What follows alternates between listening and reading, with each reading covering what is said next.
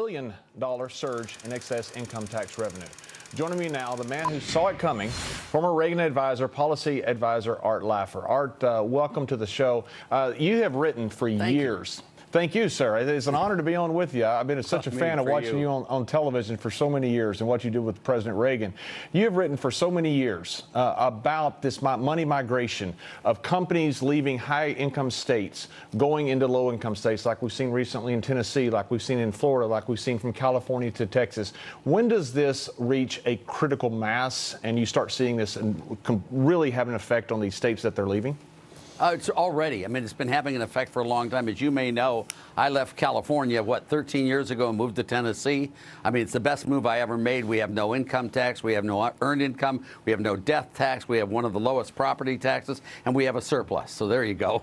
That's a well-run state. But people are leaving, but they're going to leave in droves. Let me tell you why. Because of the tax bill limits state and local tax deductions, which means that now the taxpayers in these high-tax states will actually have to pay the taxes rather than getting a federal subsidy for paying state taxes. And that's going to change the game a lot.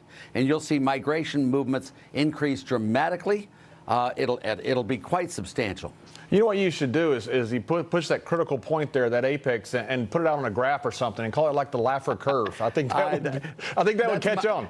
That's my profile, by the way. Thank you. I need you badly. It's very true. But, the growth that was caused by the tax bill as well, and which was, Larry Kudlow and Steve Moore and I worked on that a lot on the tax bill. And that's creating the revenues in these other states because, what you find happening is economic growth really trickles way down to the states and local levels. And with Reagan, for example, if Obama's growth had been as good as Reagan's, the state and local governments would have collected $581 billion more in 2016 alone. I want to ask you about that. I'd love to ask you about that growth because you've had four major tax cuts in the last 100 years. You had the Coolidge tax cuts in 1924. You had the Kennedy tax cuts carried out by President Johnson in 64. You had your Reagan tax cuts in the 1980s and the Bush tax cuts in 2001. And in every case, Treasury revenue went up and GDP went up. It's simple math. Why is there so much misconception about these tax cuts?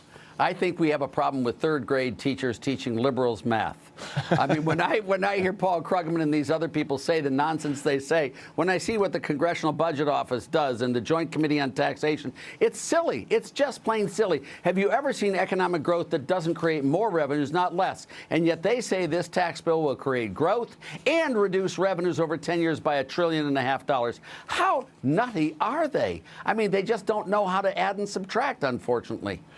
One thing that happened during the Reagan years, certainly, GDP, especially after the 86 tax cuts, went from 3.5 to 4.2%. Treasury revenue went up as well. You also had a trade deficit that widened. I've heard you talk about that often, about how trade deficits are something that is not so bad. Please explain. A trade deficit is a capital surplus.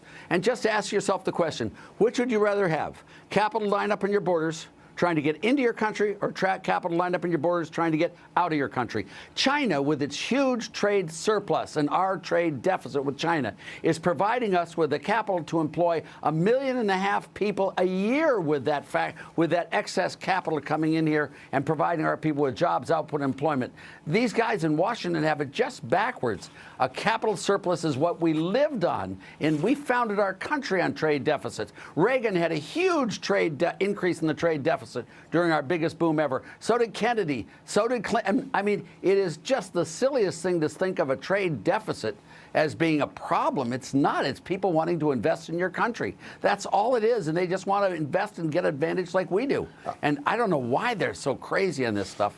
Art, we only got a few seconds left. I could talk to you all night, but I want to ask you one final question. Is President Trump wrong then to go after the trade deficit? He seemed to pick a $100 billion figure out of the air, an arbitrary number to deal with China. Is he wrong to go after the trade deficit? Yes, he is, but he's not wrong going after the trade deals we have with these countries. We don't have equal treatment, but the trade deficit is not our problem, it's our solution. And he should not go after that, but he should go after the trade deals.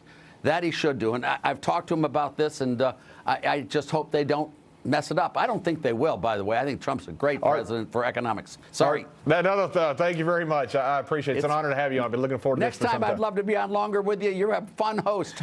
Well, thank you. Great having you. Thanks. Fiery Lava.